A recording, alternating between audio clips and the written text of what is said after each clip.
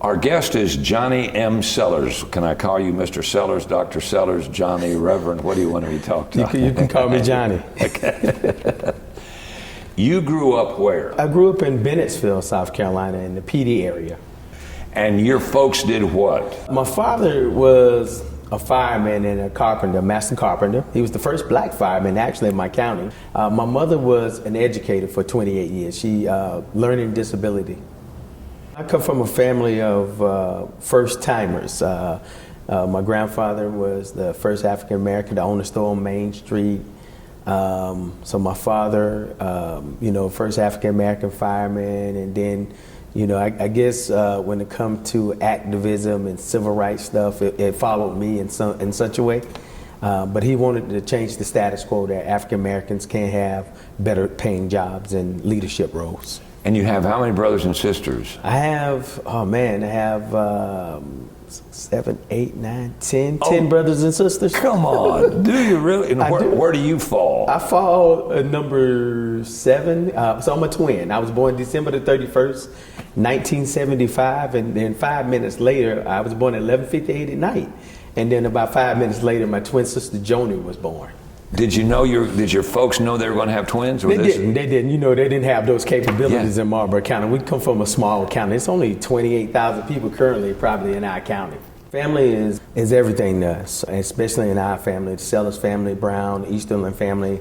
My grandfather lived across the street. My other grandparents lived down the street. My cousins lived on the street. So everybody somewhat was in somewhat way kin. And going through high school, did you have a job? I did. My first job, I worked with Children's Defense Fund, which is a national organization out of DC. So I work in this thing called Adventures in Excellence and Freedom Schools. So Man Wright Elderman, who's the founder of Children's Defense Fund, is from Bennettsville, South Carolina. Really? So she started a CDF, a Children's Defense Fund, and a Freedom School in Bennettsville. And that was one of my first jobs in high school, as I worked with Freedom Schools in the afternoon and the after school program. So what did you do? What was your job specifically? Oh, my job specifically was I actually taught French to kids in the afternoon. We had all kind of games. We had all kind of just different types of training, like, manhood training and just training to be leaders. Yeah. So I majored in family studies and consumer sciences business. And so I majored about anything about our community that surrounds our community and how our community functions and how it functions for the family from a business standpoint and from an economic standpoint. Even while I was at South Carolina State, I worked for Children's Defense Fund. I became what we call an elevator trainer, and so I would go across the country and train other college students for summer school to be summer school ready to do freedom schools across the country. I mean, it was a very eye-opening. It was a great opportunity to, again, grow as a leader. But then right after college, I worked for my university. How about that? You didn't go far. For those that may not be acquainted with the Freedom School, give them an overview of why that came about and what its mission was. Children's Defense Fund Freedom School is being able to provide minorities at the time, when it started, an opportunity for after school to grow. I mean, we talking about Stand for Children. I had an opportunity to do Stand for Children in DC and advocate and lobby our legislators about parity among our children, especially in education with Children's Defense Fund. It's something that really, really helped hone who I am today. So you went to work for South Carolina State when you graduate. In what capacity? Yeah, so I worked for South Carolina State University Research and Extension as an extension agent. So what did that job consist of? Yeah, going to provide programs in our community in family and consumer sciences, building the family, like parenting classes, because I was a parent and I was a very young parent. When I graduated from high school, I was having a child. And about 23 days later, I had a child, and I had to figure out life real fast. I had to grow up real fast. So as a young college student, I was a parent. So parenting and providing for the family has always been something that has always intrigued me. How we can take one family from one entity to the next, that they can be self-sufficient. So yeah, it was pretty natural for me. Wow. Yeah, nutrition classes, financial management classes, teaching people how to budget, all kind of stuff, at a very young age. I stayed about 2 years, and then I moved on to be an assistant director of employment and training for OCAB, which is Orangeburg Community Action Agency. For a community action agency, I guess somebody saw something in me from a leadership and management standpoint and say, hey, we want to give this young man an opportunity. And so I went on to do that for a while. Then after that, Paul, I know I wanted to get my student loans paid for, so I prayed about it, and I decided to join the United States Army. I did basic at Fort Knox, Kentucky. I'm just assuming that because of how you grew up, that wasn't a big stretch for you to do what you were told in the Army. It wasn't a big stretch. A lot of my family members served. My brother served 28 years. My uncle served 27 years. Another uncle about 27 years. My father and grandfather and my uncles, older uncles, their brothers. So we're known to go to the military and serve and do our duty for our country. And so it was a big stretch. You know, when you got pushed like you pushed by a grandfather who gave you a lawnmower if you got in trouble with no motor on it, and it just turned, so you was pretty much ready for basic training. So what did you end up doing for Uncle Sam? I ended up being a communications NCO, and then later on down the line, I got out after a few wars, went to Afghanistan and Iraq, and thank God I made it back, right? And after that, got out for a little while, for about a month. I was out for like a month, and then I decided to transition over to reserve. And so they was trying to put me in a special warfare unit, and I decided that that's not happening, and I decided to take a short stint as a commission as an officer for a little while. You were in both Iraq and Afghanistan. I was, yeah. Looking back on that period of time, what are some of your memories of that? Some good, some bad, right? Hanging out with my battle buddies and hanging out with my platoon, hanging out with our brigade and our command, being at war, riding down the street sometimes, and just, you know, war going on, real war going on. And it's not like you should just ride freely down the street here in America, but war is going on, going from one place to the next, not knowing if something may happen at times, but guess what? Staying prayed up, and it was at war, honestly, that I rededicated my life back to Christ at war. Fast forward to the day, somehow I got called to be a pastor of Evergreen Baptist Church here in Anderson. So outside of being the executive director and CEO for The Lot, I'm also the senior pastor at Evergreen Baptist Church here in Anderson. Which is up off Highway 81. It is. In the Hopewell community. In the Hopewell community. Tell me about Evergreen and the history of that and how you came about going there. We just celebrated 150 years. That's hard to believe, isn't it? 150 years. I was previously the executive director and CEO for the Upstate Fatherhood Coalition, and while I was doing that, Evergreen Baptist Church came open. Reverend Odell Burns, who was the pastor for about 33 years, he decided to retire, and the job came open, and I interviewed out of about 100 people, I guess, or so people. They selected me, so it was God sent, let's be real. And that's how I got elected as pastor of the church. It definitely wasn't my singing, I can tell you that much. You're doing that, and then how does it come about that you end up at the Lot Project? I saw the job open at the Lot Project. I knew about the Lot Project and put my name in the hat, and it was just, that was a miracle also, because, you know, the board prayed about it, I prayed about it at the same time. What better way, Paul, to mesh church and community together? I get to do both at the same time, two things that I really, really love. So the Lot Project was established in 2009 by a group of gentlemen who kind of walked the alphabet streets over here serving food. And the alphabet streets, for those that aren't aware, describe that for us. So the alphabet streets is a community that's around here close to downtown, and it's a low-income community. It's a food desert because they have no grocery store in that area.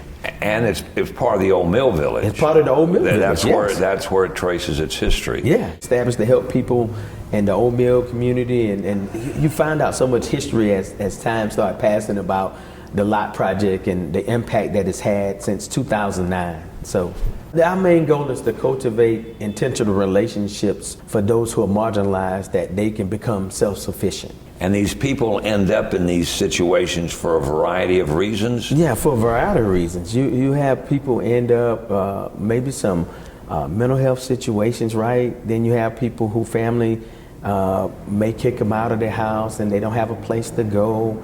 You have people who lose their jobs and they just don't know how to bounce back. It's just so many different reasons. And so, you know, when it comes to the lot project, it's not our job to judge. Our job is to serve. When we say the lot, we say the least of these, right? We want to serve the least of these regardless of race, creed, or color, what walks through our door. The only thing that we're concerned about is when you walk through our door, that a life will be changed. You see the clothes behind us where we have a clothing donation center. We're sitting in the lot right now. This is just part of what we do. So in the lot project itself, right? And then you have the lot, which is where we're sitting right now, where we have the clothing and food donation. Every Tuesday, every Thursday, we give away food and we feed our homeless brothers and sisters, and we set for intentional relationships. And then we have our West Market Makerspace. It's our new space right here on the same block that we're on, where you can come in and in a creative space to be creative and create something. Very new, so if you hadn't stopped in there, come stop in there. We have our village home where somebody who's coming out of recovery or alcoholism, they can come and they can stay in our space for about 6 months to 12 months as a program participant, and you know, we help walk you through getting back on your feet. And then lastly, we have in the alphabet communities, the Old Mill community, we have our artisan gardens where we raise and grow all this food. We give it to the community over there at the alphabet community. It's amazing what's around us. We have partnerships with Clean Start. You know, you can go in there, take a shower and get clean and refreshed. You got Hope Mission, who serve meals and also give away clothing, who's like a brother-sister organization with us, and we do a lot together. First Fridays, we come in here in the Lot Project and we partner with Hope Mission and other agencies, and we open the Lot Project. We set all our shoes out and all our clothes out, our belts, our coats, and we walk each person through just like you shopping, because we want people to have some sort of dignity when they're out in the community. Because you know, some of our people, they may go in stores and people may look at them funny. So, but you can come here and you can come shop, and we walk each person one by one through this thing. So we're partnering with AIM to do some things. We're partnering with Favor. We're partnering with Foothills Community Clinic, the United Way, of course. First Fridays tend to be a very big deal.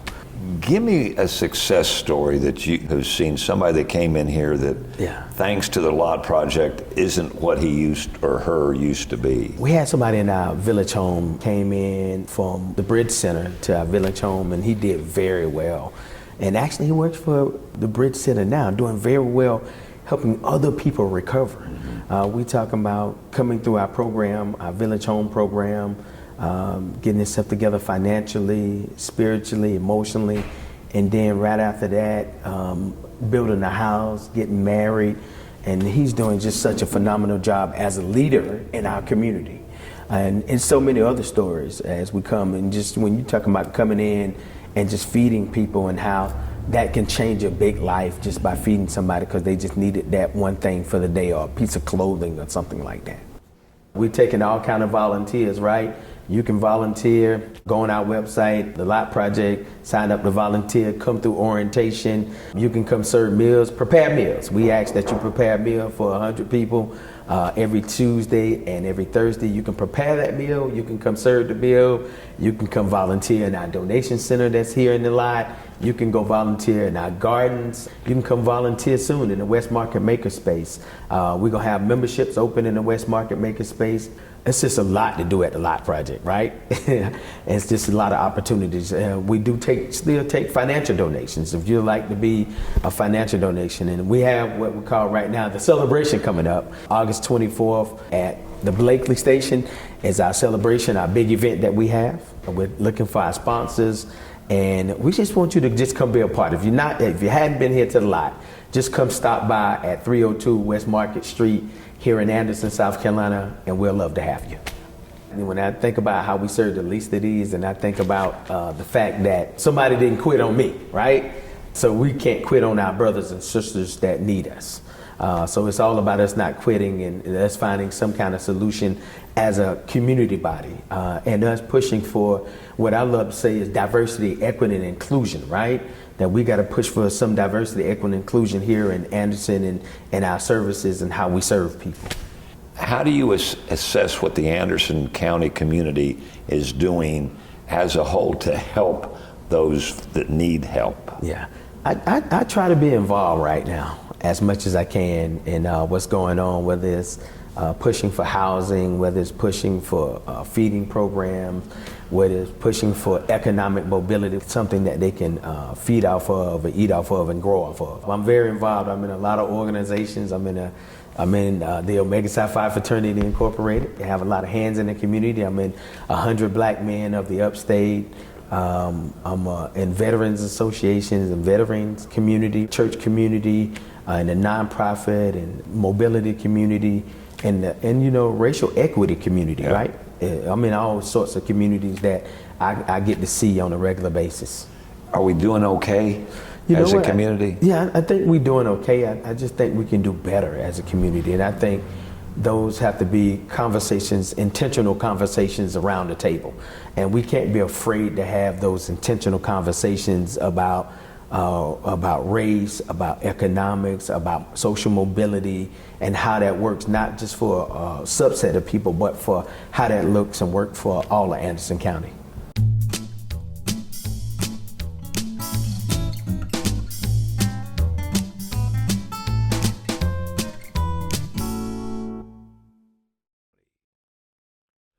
Brought to you by the folks at Anderson County.